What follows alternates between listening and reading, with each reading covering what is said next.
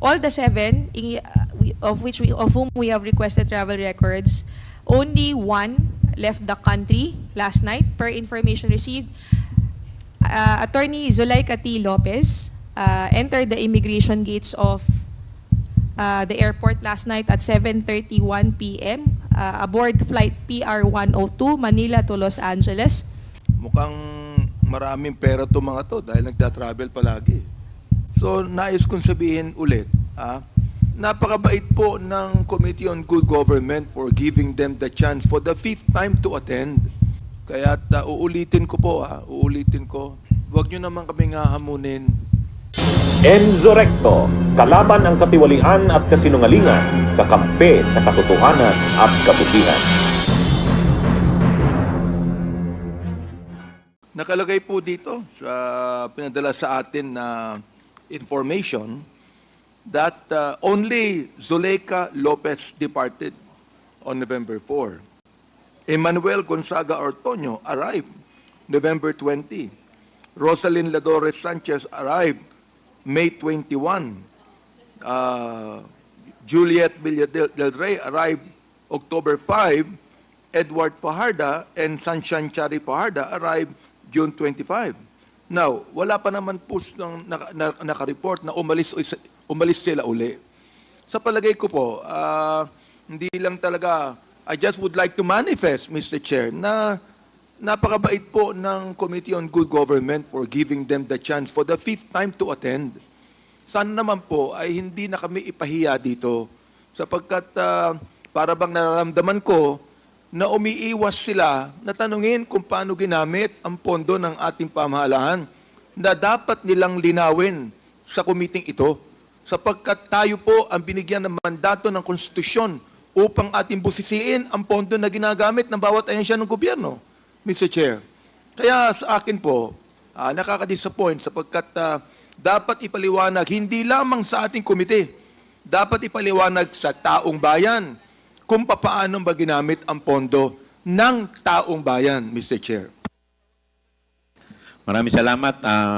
Maybe Chair. we can... Mr. Chair. Mr. Yes, Chair. Congressman Sia. Just like to inquire, since we are on the subject of issuing subpoena at this testificandum to certain individuals, may also inquire from our COMSEC, have we also sent invitation to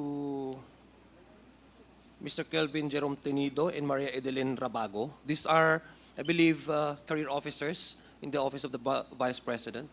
Have we sent them invitation in the previous committee hearings? Your Honors, in the previous committee hearings, Mr. Kelvin L. Tenido Jerome Tenido was invited. Ms. Rabago was first-time invitee, Okay. Your Honor.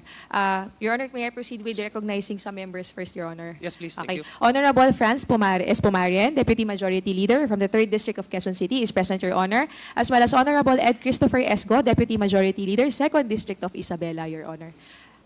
Yeah, so how many times did they refuse to appear before this committee hearings? For Mr. Kelvin Jerome Tenido, Your Honor, this is the 2nd time. For Ms. Rabago, this is the 1st time, Your Honor. Okay. Mr. Chair, I'd like to ask, Mr. Chair, how many times would the committee allow for certain invitees not to appear in the committee hearings before we can issue a subpoena for them to be mandated and obligated to appear before this committee hearings? Your Honor, under the rules on inquiries, witnesses, resource persons, and guests are allowed 2 unjustified absences, Your Honor. Have they sent us justification or a reason for their not attending in the previous committee hearing? Did we receive any letter, excuse letter from them? No excuse letters, Your Honor. Only position papers refusing to attend, Your Honor, based on the points raised in the current position paper that we have. It has been reiterated from day one of the other members or of officials of the Office of the Vice President, Your Honor. Thank you, Mr. Chair. Thank you, COMSEC. I'd like to reiterate again the manifestation of Deputy Speaker J.J. Suarez that we have been very lenient to these individuals. So if we have not received any justification of excuse letter for them not to attend before this committee, and I believe these individuals that I've mentioned have already been received invitation in the previous committee hearings, perhaps we can also, I would suggest to the committee that we can also include them, issue them a subpoena at testificandum so that they may be required to appear before this committee hearings, because I believe their testimonies would be material for this committee to arrive in a sound judgment once we file our committee report, para po maintindihan natin ng buo, comprehensively understand kung ano po yung pinag-uusapan natin dito. So, Mr. Chair, again, I would submit to the committee, to the chair, whether or not these individuals would also be included in the subpoena testification that we will be issuing in probably tomorrow, Mr. Chair. Mr. Chair. Yes, that's but if not, if I would subscribe to the decision of this committee, to the chairman, since being that they have already refused to attend. This is the second time, no, or the third time na, no, Comsec, the second time. Chairman.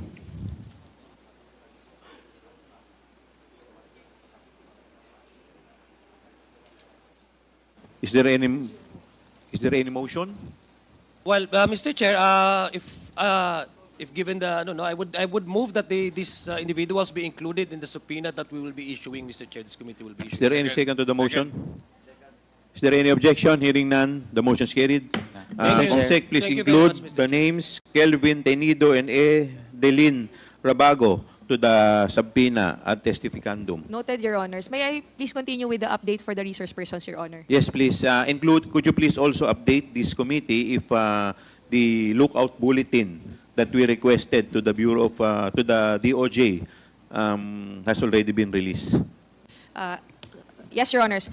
In coordination with the Bureau of Immigration who were invited today, Your Honor, however, they are unable to attend. Nevertheless, they sent to us the records of the person subject of the subpoena at testificandum, which has been distributed to Your Honors. As to the ILB or Immigration Lookout Bulletin Order, I was updated by Attorney Vicente Ongcad of the Bureau of Immigration that they have not yet received an ILBO. However, per news reports, the request is already with the SOJ and is awaiting for his signature, Your Honor. Mr. Chair, Congressman Abante?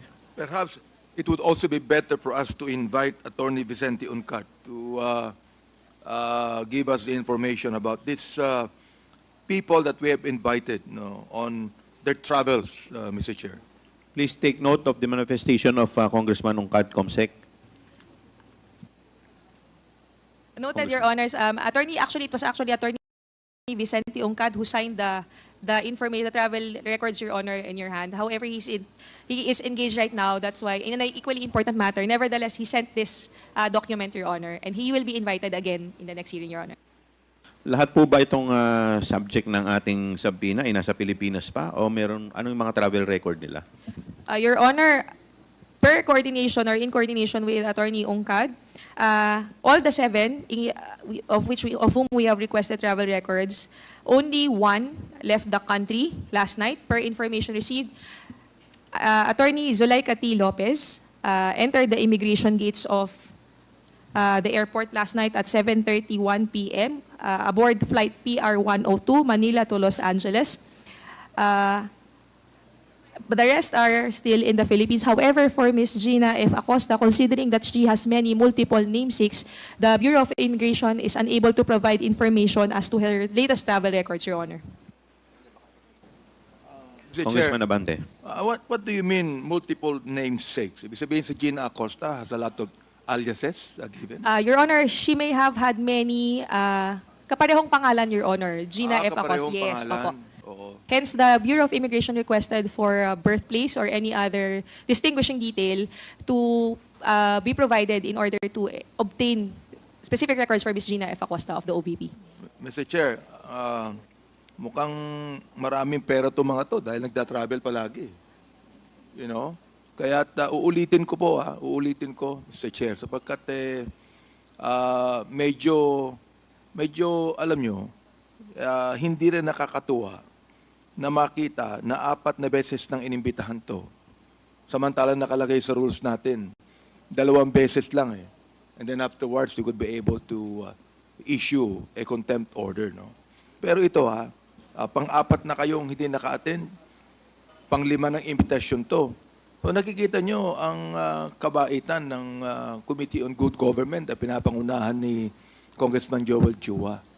So nais kong sabihin ulit, itong si Zuleika Lopez, Emmanuel Gonzaga Ortoño, Rosalyn Ladores Sanchez, Gina Acosta, Juliet Tabilla del Rey, Edward Fajarda, Sunshine Chari Fajarda. Huwag nyo naman kaming hahamunin ang committee ito na mag-issue na kami ng contempt order sa inyo. Sana mag-attend na kayo. Ngayon pong inibitahan kayo ng pang-5 beses. Sapagkat alam ko naman, Mr. Chair, nakikinig itong mga taong to eh. Hindi naman sila ignorante sa hearing na ito. Nakikinig po sila dito. At kung narinig niyo po kami, nananawagan po kami sa inyo. Mag-attend na kayo sa next hearing po natin. At inyo na tanggapin ang aming pagiging mabait sa inyo so far, Mr. Chair. Bunyog, bunyog, halikan na kasama ka. Bunyog, kapag buklod ay may pag-asa. Luzon, Visayas, Mindanao, isa ang pananaw. Sa bagong Pilipinas ang bunyog isisigaw. Bunyog.